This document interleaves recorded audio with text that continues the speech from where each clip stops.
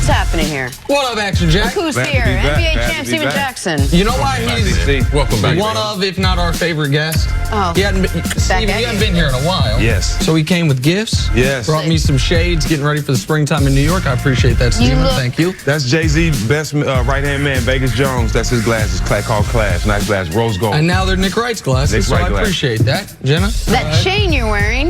That's his. He ain't giving that You're not giving that away? That turtleneck you're wearing. Looks great on me. Thank you. Steven, the NBA gifted us a Sunday afternoon of great basketball. Sixers and Bucks. We start in the fourth quarter. Giannis all over Ben Simmons, 2 of his 52, and some not nice words for Ben Simmons afterwards. So next possession, Simmons gets the putback slam over Giannis, and he stares him down. Less than a minute to go, there's Joel Embiid. 3 of his 40 to ice the game. Sixers win 130-125. Steven, I'll start with you. Which team has a better chance to come out of the East at this point, Sixers or Bucks? Well, I have Sixers. If Jimmy Butler can play it, be aggressive like that, and Joel Embiid can be dominant on both ends, I think they showed their hand too early just in case they have to play Milwaukee. They shouldn't have put Embiid on Greek Freak, and it worked. For the first half, it worked. You have a big body that can move with him, that can contest his shots.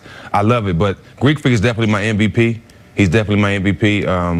I feel like Philadelphia has a great team. They have a better team. They can go farther. I didn't like the way Greek Freak backed down Ben Simmons as we're looking at the camera now. You got to fight. You got to fight more. You 6'9", 6'10", so you got to fight a guy. You can't just let a guy do you like that. But that shows why Greek Freak is the MVP. But better team, I got Philly. Listen, you mentioned you didn't think they should show their hand. This is a really important game for them. Philly, Indiana, Boston, much like what's going on out west, all those teams trying to avoid the 4-5. Right. You really want that 3 line. Your first round matchup so much easier, and you avoid Milwaukee in the second round. So I understand why your point that you don't want to be in a position where you want to hold as much back as you can for the postseason, but this was a critical game. Philly was my preseason pick. Now, Milwaukee has been the best team in basketball throughout the year, but the Malcolm Brogdon injury terrifies me. He's been excellent.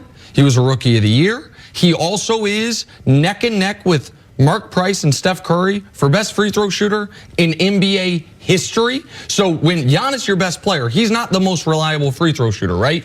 So you, at the end of the games, being able to go to Malcolm Brogdon, which you know, those fouls to Giannis. That was one of the big advantages teams were going to have over Philly, is the inability of Ben Simmons to shoot free throws late in games, but all their other starters can. So to me, it's a 3-headed coin out east. I don't want to leave out Toronto, but Philly and Milwaukee. I can't dismiss Philly. I know Chris has real concerns about their offense late in games because of Ben Simmons.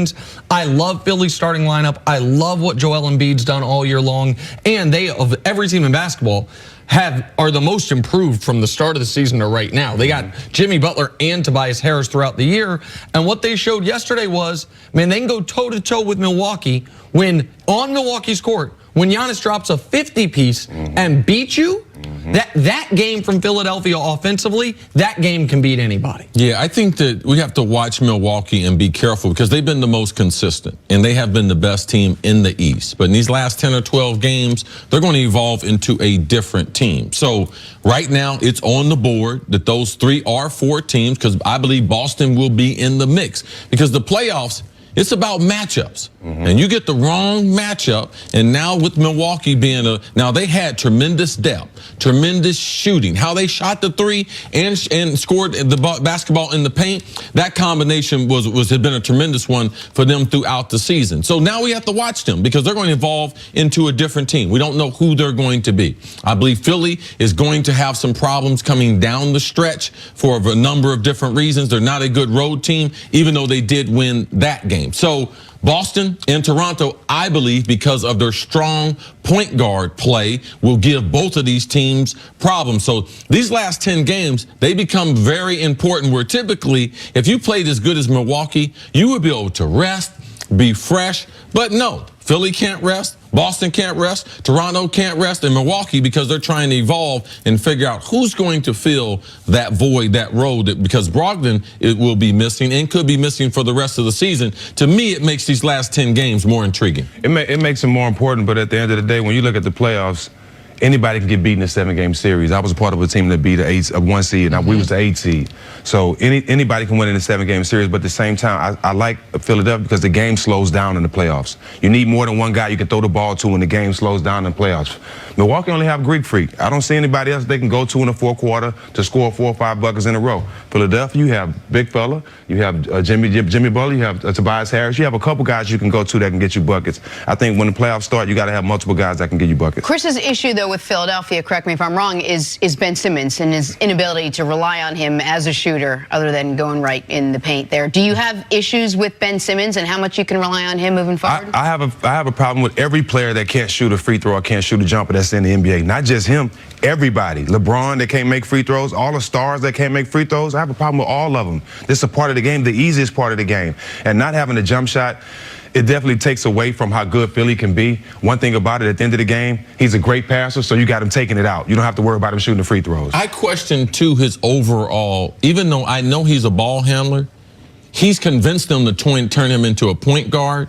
And my biggest problem is he doesn't run the offense effectively, especially when you slow down. You talked about the playoffs is more half court, where they don't really have an effective way to start their offense. You could see late in games, he gives up his dribble as if he was in a middle schooler. Like a normal point guard knows, even if I don't have what I want, I'm going to keep dribbling to keep my dribble alive. And there's some small things as far as getting a hot shooter the ball in the right spot, running the offense at the end of games when it becomes very important with timeouts and dead ball situations. Those are the things that's the main worry. His shooting is secondary. I'm going to leave that alone. It's obvious he can't shoot. But for me, because he's not a pure point guard, and they play him as a pure point guard, I believe it's hard to run the offense. Speaking of the point guard, on Milwaukee, one of the other reasons Brogdon's so concerning him being out is George Hill's now going to get those minutes. And I've seen George Hill in the playoffs throughout his career, not just last year with Cleveland.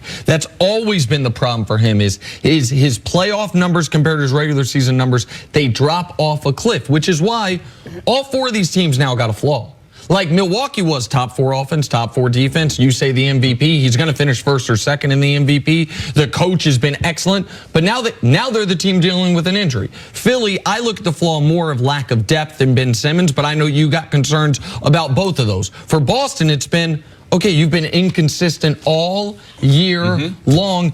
And Toronto, nobody's seen Nick Nurse coach in the playoffs. Nobody has seen this team together in the postseason. So all those teams have one yeah but about them. Philly has the most talent. And if your biggest weakness in your starting lineup is Ben Simmons, then you have an unbelievable starting lineup. So when Philly plays their best, I think Philly's best game beats all these teams. Can they put their best basketball together for 2 weeks in a series against any of these 3? Point guards matter, though. Rondo, Andre Miller, those type of guys make their name in the playoffs. Point guards matter. All right, take a break. Steven, stick around. Coming up, are the Warriors proving they'll run away with a 3-peat? Next on First Things First. The Warriors had a good weekend.